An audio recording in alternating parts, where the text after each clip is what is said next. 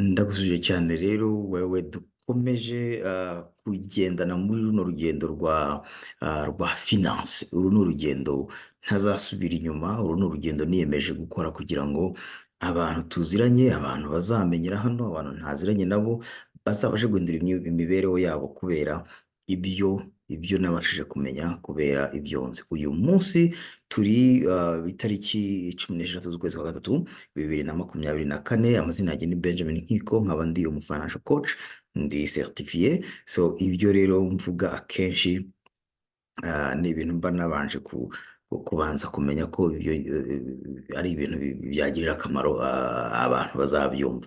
Rero uyu munsi ntucikwe. Kubera iki? Uyu munsi nje kuvuga ku bintu byitwa imbaraga. Imbaraga, the power, imbaraga zo investinga. Okay, imbaraga za investisoma ni imbaraga zidasanzwe. Ushobora kuba ufite imari, ushobora kuba ufite ubucuruzi, ushobora kuba ufite ibikorwa bikugirira akamaro. Great, ibyo ni ibintu byiza cyane. Ariko imbaraga zo kuba ufite amafaranga muri investment, izo mbaraga ziri powerful, more powerful kuruta ibintu byose ushobora kugutekereza. Ishobora kuba zitabiruta, ariko uyu munsi ngiye gukora urugero, ngiye gushenga screen nkwereke mu by'ukuri uburyo investment zikora, uburyo ziperforminga. Hopefully nirangiza kureba kino kiganiro biragufasha kugenda wisubire mu vuga ariko finance zanjye zimeze gute. So iki ni igihe cya spring, ni igihe cyo gukubura, uko ugenda ukubura umuharuro, uko ugenda ukubura gukata ibyatsi, utangira gukora some lawn cleaning, ni no kureba muri finance zawe ukavuga uti what do I need to do.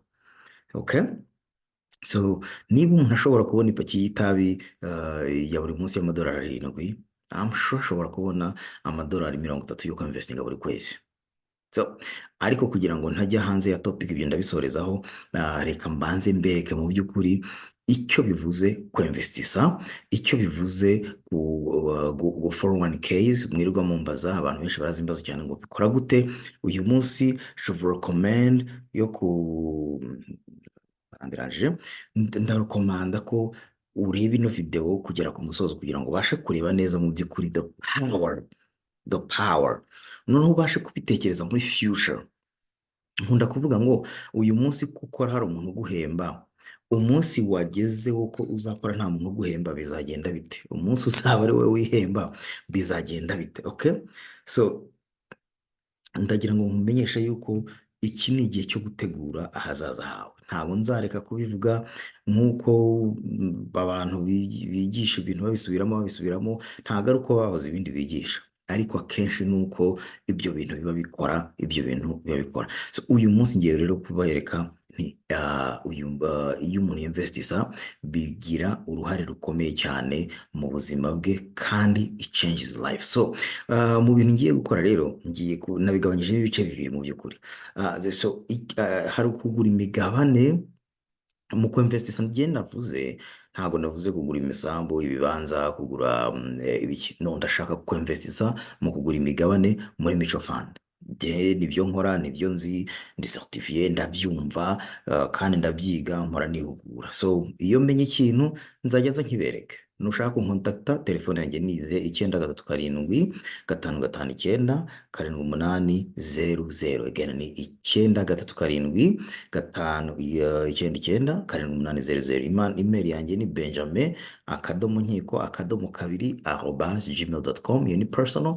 Ibyo ndi kuvuga hano ni ibitekerezo byanjye, ariko bitavuze yuko ntafite information z'akazi. So information z'akazi nazo nshobora kuzitanga igihe zikenewe. Abakiriya banjye bo barazifite, ibi biri public, so contact ntanga ni contact public. Na umutwe w'iki kiganiro nawize ngo ese koko kugura imigabane birungura. Reka turebe ese koko kugura imigabane birungura. Hari umuntu uvuga ngo ngo nsobanurira urwunguko uko rukora, akabimbaza mbere yuko atangira no ku investinga. So uyu munsi ngiye kukwereka, ndakoresha statement mfitiye uburenganzira bwo gukoresha, ariko kubera protection nshobora kuba ntari bugaragaza amazina yabo, ariko izi ngizi ni performance yabayeho muri 2023. So iya mbere kuko ubu tukiri mu ntangiriro z'umwaka wa makumyabiri na kane nta information zihagije nshobora gusharinga, ariko imwe nakoze ubwoko bubiri. Imwe ni iyo kuva mu kwa mbere 2023 kugera mu kwa cumi na kabiri 2023. Iyi kandi iyo ngiyo bakaba bayikorera contribution buri kwezi, bakorera contribution y'amadolari I think ko ari nk'ijana buri kwezi.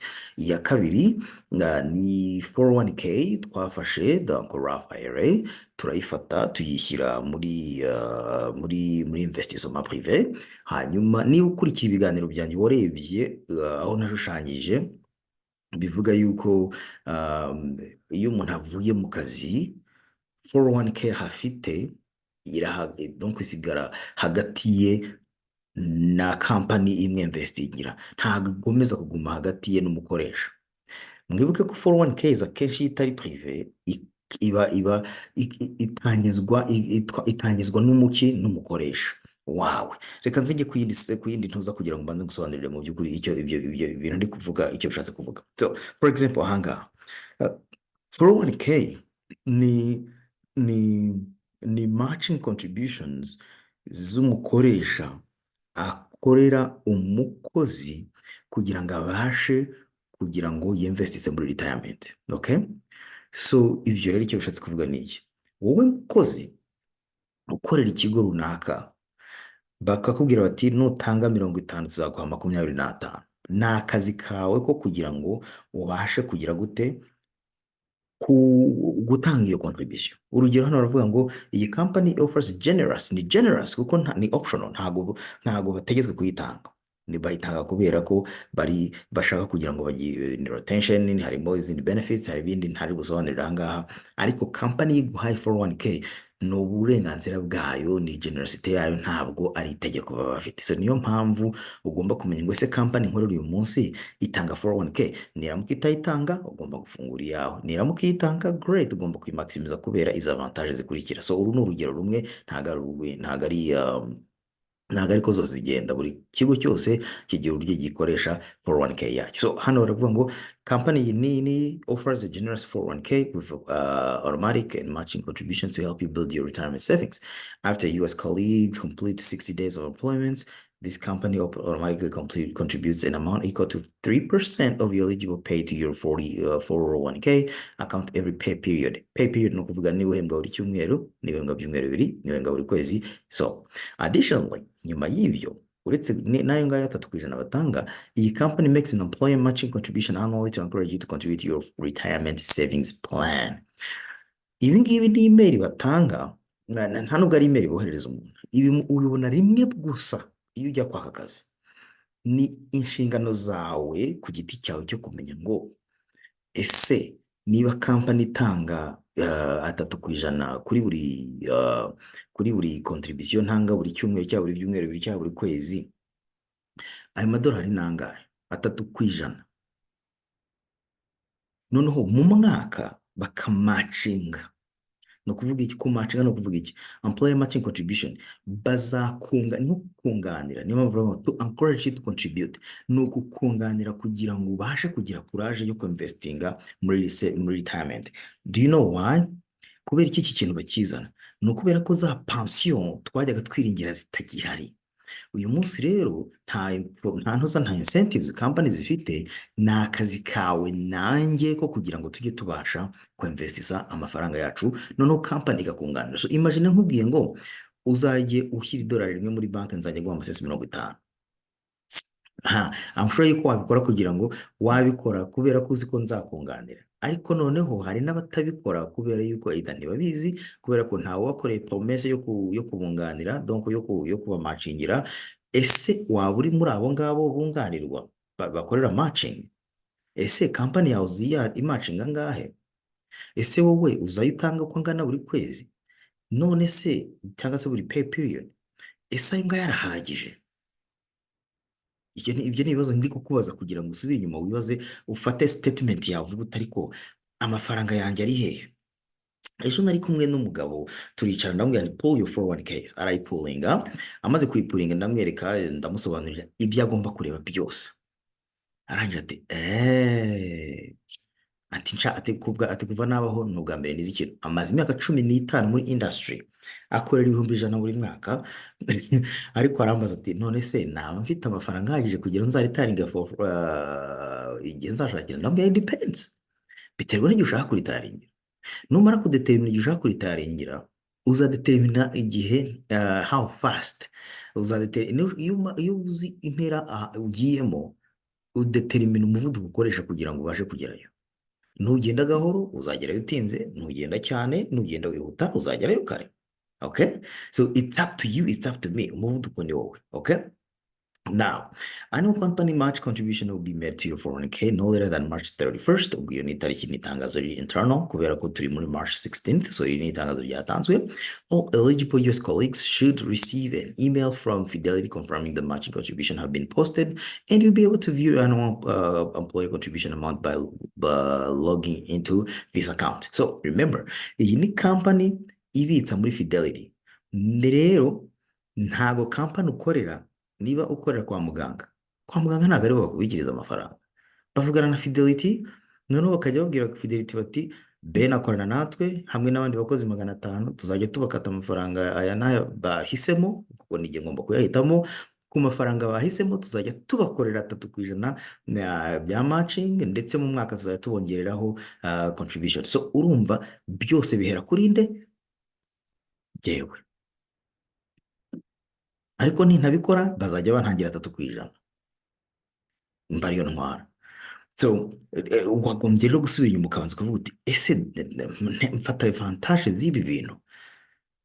Niba company imacinga, niba company inyankuraje kuritaringa, niba company inyankuraje gusevinga, ese ndabikora? Ayo ni amafaranga y'ubuntu, my friend. Ayo ni amafaranga y'ubuntu baba bari kuguha ukayasiga ku meza. Okay, so ibyo rero ni ikintu nashaka kugira ngo witeho. Nawe reba bino biceri nashyize hariya hejuru, donc nako babishyize hariya. Akari akagurube ni utugurube bakoresha kugira ngo hejuru kaba gatoye bajugunyamo ibiceri. Uko ugenda ushyiramo uduki bigenda byiyongera, uko ugenda ushyiramo uduki bigenda byiyongera, uko ugenda ushyiramo uduki byiyongera. Nakubwira uko ugenda uhembwa, uko ugenda ukora contribution over time. Niba ufite imyaka 20, ufite imyaka 30, ugenda ushyira muri kariya kagurube, amafaranga agenda yiyongera. That's the power of investing. Okay, so reka rero noneho nyure mu rugero rw'umuntu wakoreye 401k iri prive ku giti cye with me, noneho akaba akora ntago ayimaximiza. Ariko nubwo atayimaximiza, ndashaka kugira ngo nsubize ibibazo by'umuntu umbwira ati ese koko investment ya mutual funds irakora?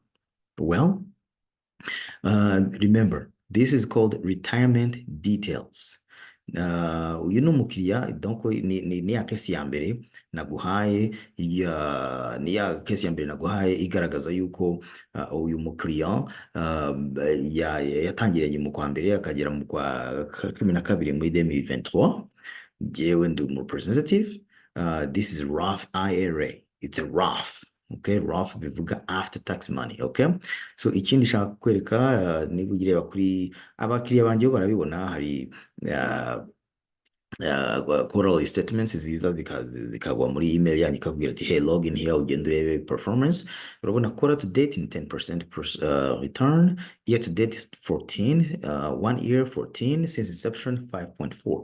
So ibyo ni nyine investment on, and it's a return on investment on your money that you put in. Okay, so amafaranga ushyiramo nangaye company gusubiza, ushyiramo 100 bakaguha $10. Donc urumva ko ari ibintu bisobanutse. Ibyo ngibyo narabisobanuye ku yindi video. Niba utabyibuka ushobora kugenda ukareba iyindi video nari nabitanzeho, hanyuma wamara kubireba wagira ikibazo ukansubiza, ukanamenya ukambaza. So reka tunyuremo hano gatoya. Ntabwo nagaragaje details zirimo hari inyuma, ariko barakwereka ko harimo amafunds nakorejemo hariya, ubwo nyine nyirayo arayazi. Ariko iyo uzanye amafaranga tuhitamo amafunds bitewe na investment objective yawe. No kuvuga iki, niba ufite imyaka 30 ukaba uzaritanga mu yindi myaka 30, tukora donc investissement bitewe nuko na investment horizon na risk tolerance n'imyaka ufite kuko burya rimwe na rimwe irakonta. Ifite imyaka 50 ntabwo nashyira amafaranga yawe muri investment zimwe kubera ko uba wegereza iminsi yo kuritaringa. Okay, so uyu muntu rero yatangije hano uragaragaza ko yashyizemo 5,652 n'amasenti 21, hanyuma agenda yatanze donc iyi ni summary nakoze hano. Iyo ukoze investissement hamwe natwe hari amafaranga umuntu atanga kuri buri mafaranga ukontribue kugira ngo bagukorere research, bakore ama reports, bakore donc ni nko kwishyura umuntu kugira agukoreshereza amafaranga, right? So yishyuye amadolari 126, ubwo ni mu mwaka wose. Noneho abari abantu bakora donc tubita investment managers, right? Bagenda bagakora imishinga donc bakareba amakampani, bakagenda bareba izizamuka, ibizikora neza, ibizikora neza, byose. So you paying someone to work for you, ni nko guhemba umuntu kugira ngo agukorere. Okay, mu mwaka uyu mukiriya yabonye totali ya dividends, ni ukuvuga uko company zungutse zigenda zisubiza abanyamuryango bayo 231. So yatanze 123 n'amasenti 85 kuri biriya bitanu yari yinvestishije. Noneho donc ubwo nagira nkwereke dividends mu mwaka zabaye 231. Ubu isoko aho duhagaze rimaze kungura amadolari 668 mu mazi 12 gusa. Wakongera hariya 231, ubwo urumva agera nko muri 899 gutyo. So ukareba ugasanga n'umukiriya agenda agatanga amadolari 100 n'utundi dukeya. Mu mwaka urumva yatanze 1,100, donc nkoze totali n'izindi transaction yagiye akora n'utundi turenga ni 1,301. So uyu munsi agiye kureba balance, uri kuyibona hano hasi, donc ibintu ndi kukwereka hano biri hano hasi totos, bigaragaza ko yavana 7,727 n'amasenti 30. Remember, ufashe 5,600 ukongeraho 1,300 ni 6,900. Wakongeraho ubwo ni ukuvuga ngo amafaranga yashyizemo yashoye ni 5,652. Amafaranga yashyizemo buri kwezi ni 1,300. ni ukuvuga ngo iyo aza kuba ari kubikora muri banki atari kubikorana na kampani yacu, uyu munsi yari kuba afitemo 6,953 cyangwa 54 mburungushuye. So ubwo negeranyije zino contribution ebyiri 5,652 ugashyiramo kino cya 3 kuko atanga 100 buri kwezi n'utundi dukeya. Ariko urwunguko rwonyine ni amadolari yo ku isoko amaze kunguka 668, n'urwunguko company yagiye investisamo rugenda rugabanya rudistribute muri shareholders 231, byose ni 800, amafaranga 800 y'ubuntu mu mwaka. I guarantee uyu munsi ugende ucekinge niba ufite 20,000. Uyu muntu remember yashyizemo 5,600. Niba ufite 20,000 muri banki, do me a favor, ugende urebe mu mwaka yarungutse angahe. Ese yungutse amadolari 100? Probably not. Yungutse amadolari 80? Maybe not. Yungutse amadolari 60? Probably not. I can bet you, I can guarantee you, amafaranga ufite muri banki ntago yigeze yunguka n'amadolari 10. Well, wishimiye ko uyabona ko ari aho ngaho yicaye aho, ariko I guarantee you is not growing. Fata ibi byabaye mu mwaka umwe, imagine mu myaka 10, or imagine ko uyu muntu yashyize mu 50, ino konti igaperforma gutya. Mu mwaka umwe yari kuba agize 20,000, donc yari yashyiramo 56, uyu munsi twari kuba turi kure 77,000. Donc uri kumva ibyo bintu, uri kumva donc izo mbaraga, izo power. Mu mwaka umwe kunguka 20,000 atakoreye. Ndi kureba donc giye igihe yinjiriyemo mu mpera z'umwaka, amafaranga yashoye, ayo yahembwe abakozi bazamukorayo nta n'icyo ambwiye, kuko you putting your money to work. Ngewe rezilita ndi kureba ngo ndi gusubiza ikibazo kivuga ngo ese mutual fund zirakora, ese retirement account koko irakura? Of course irakura, you can see that here. reka noneho mwari ku rundi rugero nihuse. Urugero rwa kabiri rwo ni ni rollover cyangwa se transfer of asset. Ni umuntu we, iyi ngiyi yo turangije, ni umuntu wakiriye investment account with us. Iyindi yo noneho ni amafaranga umuntu yavuye muri company yayikoreraga, arayimura arayanzanira, tuyashyira muri company yacu, nta n'igiceri cy'icumi akontribuyeho. Iyi amafaranga yayazanye mu kwezi kwa kane, I think muri bibiri na makumyabiri na kabiri. So reba ahangaha, year to date retirement contribution summary yayanzanye muri 2022 mu kwezi kwa kane. No, ofete ni 2023. Hano nta contribution yigeze akoraho, mwakuriya tubabonye kuriya bya mbere atanga 100, uyu we nta n'igiceri yashyizemo. 2023 nta giceri yashyizemo, kuko zari kampani ebyiri ya transfeye ya mafaranga yo muri kampani ebyiri. Ahambere yari afitemo 30,000, kampani ayivamo. Iya kabiri yari afitemo 2,700, nabwo ayivamo. Ubu ageze mu ya gatatu. Remember, iyo ukorana na kampani ukayivamo ukajya mu yindi, iyo kampani ni akazi kawe ko kugira ngo ujye kuvanamo ya mafaranga yawe. Ntabwo bakubwira ngo nyabona dore tugufitiye amafaranga. Barabikubwira ariko ntabwo baguhatira kuyatwara. Account yafunguwe mu kwa kane 2023. Raporo igera mu kwa 12 2023, kuko iyi this is annual, year to date 2024 rero ntirarangira. So baragaragaza record za 2022, nta enough records kubera ko ya mafaranga ari muri 2023. So iyo batanga report bahera kuri kuri performance bitewe n'igihe bagira amafaranga bayaboneye amadolari. So 2023 contribution 0, rolled over 0. This is a transfer of asset, this is a rollover. Reka turebe noneho performance yayo. So reka ndebe. Good. These are completely different. Urabona performance ukareba nanuza impamvu bakwereka ngo 1 year. Wabonye hari hambere twabanje kureba ko bagaragazaga returns. Hano nta nubwo bafite report ya 1 year, kuko ino investment ntabwo iramara umwaka hamwe natwe. Year to date nanone reka nta information dufite kubera ko ino investment ntabwo iramara umwaka. Ariko quarterly to date yabonye 10.69%. Average since inception iziza found zose ni 5.32%. Now here's the powerful things. Uyu mukiriya urabona nafashemo akana suri nyende none akisemo imwe kugira ngo ntakomeza guporinga so much information. Ndashaka no kubanza ukareba powerful means powerful the power of investing. Okay, so uyu mukiriya yazanye bya 30 twarebye hejuru, twarebye haruguru, nta kintu yongeyeho. Withdrawal fees $25. Dividends, look at dividends, 728, my friend.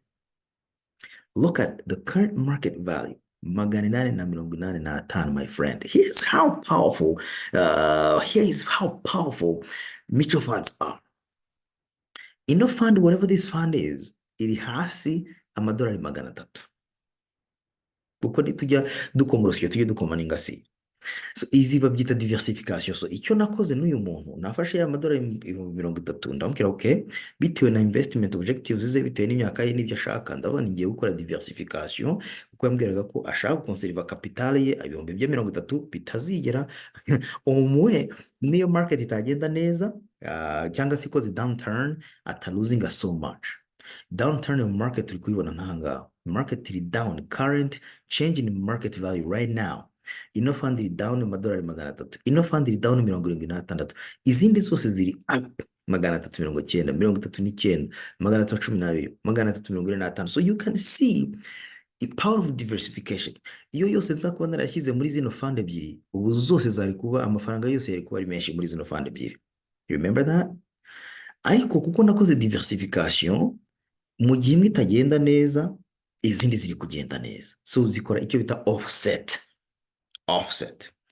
Exchange, there's no exchange ntabwo iri applicable kuri iki kiganiro, so I'm not gonna worry about it. Ariko dividends and capital gains, look at how powerful this is. uyu munsi niba yarinjiye mu 30, uyu munsi agiye gukashinga yakashinga ibihumbi 31 n'amadolari 946. Do you know how much that is? Yashyizemo mu mezi atandatu gusa ni ibihumbi 30 n'amadolari 354. Uyu munsi ni ibihumbi 31 n'amadolari 943, which means umwe amadolari 1,600 y'inyungu mu mezi angahe? Mu mezi, I think, I don't even know. This is crazy. This is very powerful. This is crazy. This is very powerful. So now the question is, how does that happen? This happens bitewe n'icyo bita rule of 72. Narayisobanuye muri video ya mbere. Ugabanya, ufata rate of return ukagabanya na 72. Yabaye ni formula yabaye invented by mathematician, ukabona igihe amafaranga wazafata kugira ngo doubling. So you can imagine hari umuntu uri gukomanga yuko mu mezi angahe niba wunguka 1,700, mu myaka niba yunguka 10, what is the solution? 10 divided by 72 is what? 7.2. So every 7 years that money doubles. Niba deje tugaragaza ko afite 600 mu kwezi, imagine no yeza ko afite 300, yari kuba yungutse angahe? 16,000 na. So that makes sense. Ni ikintu kiri very powerful, and I encourage you kugira ngo wisubireho urebe ese do I invest enough? Is investment possible? Yes, it is very possible. Kandi niba ufite ikibazo, contact me, nagusigiye email, naguhaye telefone yanjye. So izi information mba ntanze ni za dedication gusa. Ibintu byose bindi biba bitandukanye, performance zombi wabonye nakweretse ziratandukanye, therefore nawe uramutse uje izawe zaba zitandukanye n'iz'abandi. Okay, so I hope yuko ibintu tuganiriye bikugiriye akamaro kandi hari ikintu wizeho. Nanjye ndagushimiye cyane. Ciao ciao, Imana ibahe umugisha. Okay?